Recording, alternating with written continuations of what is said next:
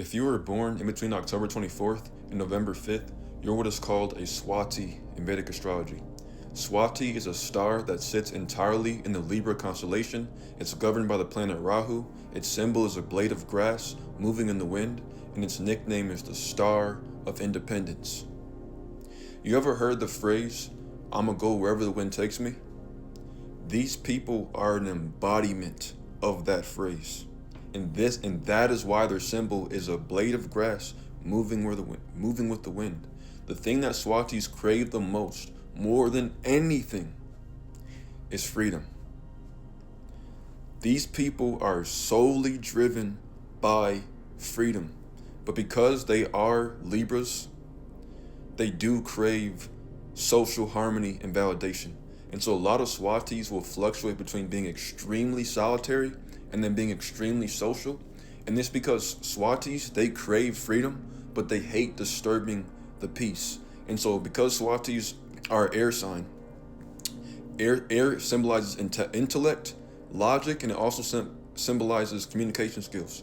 And so Swatis are excellent communicators, like some of the best communicators. They're some of the most intelligent people. They love to learn new things. They're very open-minded. They're extremely adaptive. They can adapt to any environment. They can adjust their personality to any type of person. They can wear any mask.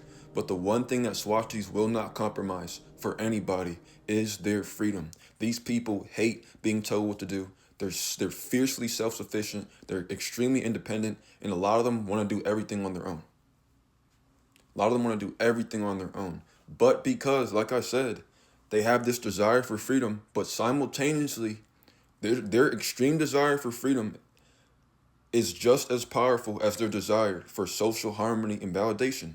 And so a lot of Swatis will lose their identity behind their mask of trying to please others. And they'll build up a whole bunch of frustration and a whole bunch of fatigue. And then they'll just go through a long period of time of just being completely by themselves and in isolation so that they can recharge their social battery.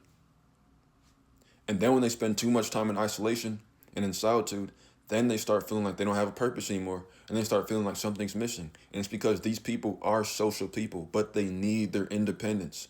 And so Swatis need to learn how to pursue freedom without disturbing the peace and the social harmony. And so you do this by learning the art of diplomacy.